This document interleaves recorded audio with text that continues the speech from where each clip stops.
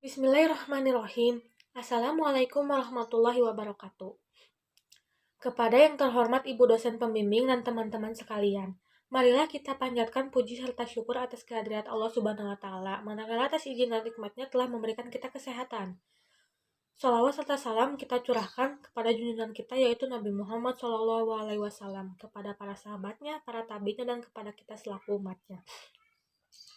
Di sini saya akan menjelaskan mengenai COVID-19 atau yang disebut virus corona. Virus corona adalah virus yang menyerang sistem pernapasan. Virus corona bisa menyebabkan gangguan ringan pada sistem pernapasan, infeksi paru-paru yang berat hingga kematian. Infeksi virus corona yang disebut COVID-19 atau Coronavirus Disease 2019 pertama kali ditemukan di kota Wuhan, Cina pada akhir Desember tahun 2019. Virus ini menular dengan sangat cepat dan menyebar ke hampir semua negara termasuk Indonesia, hanya dalam waktu beberapa bulan. Hal tersebut membuat beberapa negara memberlakukan kebijakan lockdown untuk mencegah virus corona makin meluas. Di Indonesia, pemerintah menerapkan kebijakan PPKM atau pemberlakuan pembatasan kegiatan masyarakat untuk menekan penyebaran virus ini.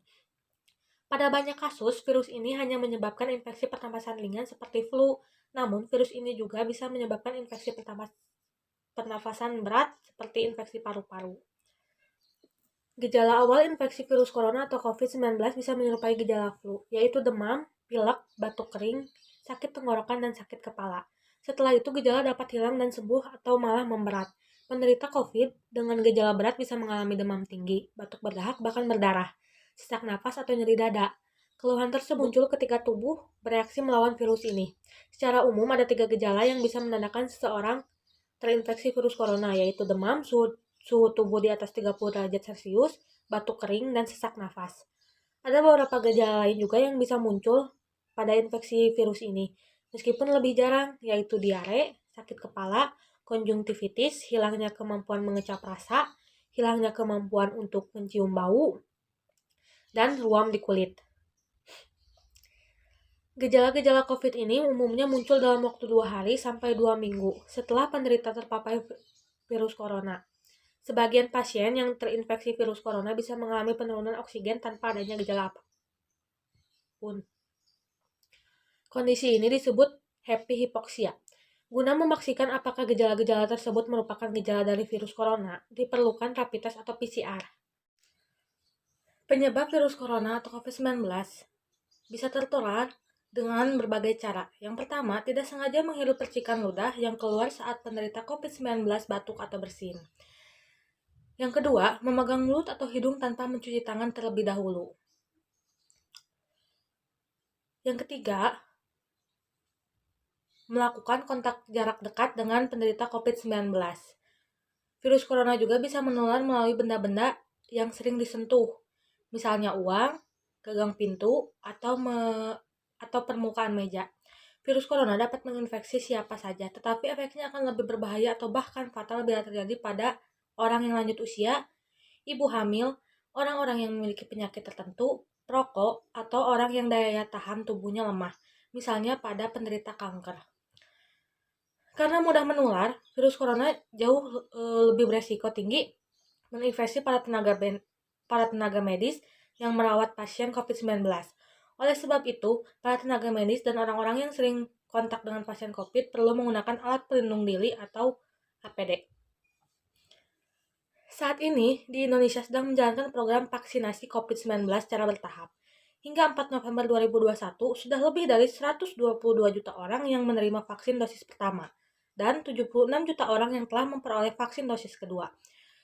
Vaksinasi COVID-19 bertujuan untuk membentuk kekebalan tubuh terhadap virus corona.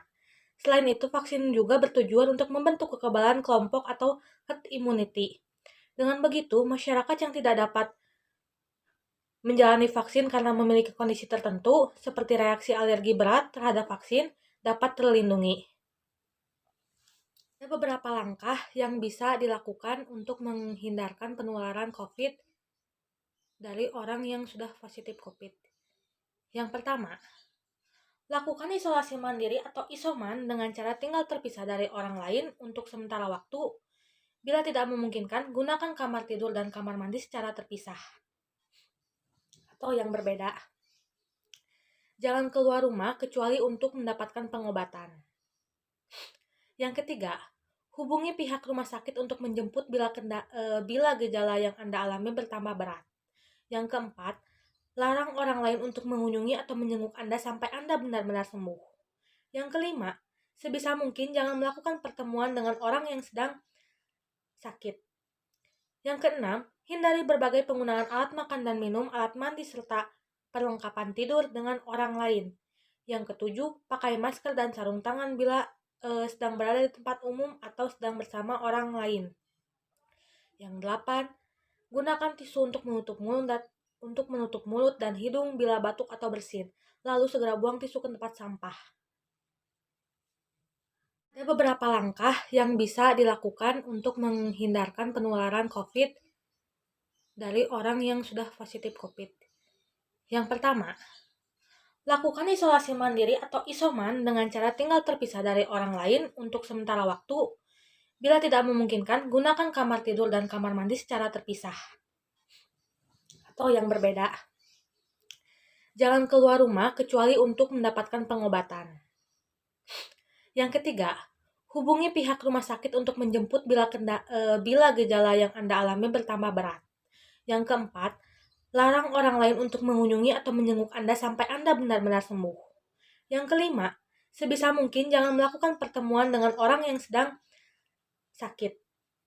Yang keenam, hindari berbagai penggunaan alat makan dan minum, alat mandi, serta perlengkapan tidur dengan orang lain. Yang ketujuh, pakai masker dan sarung tangan bila sedang berada di tempat umum atau sedang bersama orang lain. Yang delapan, gunakan tisu untuk menutup mulut dan hidung bila batuk atau bersin. Lalu segera buang tisu ke tempat sampah.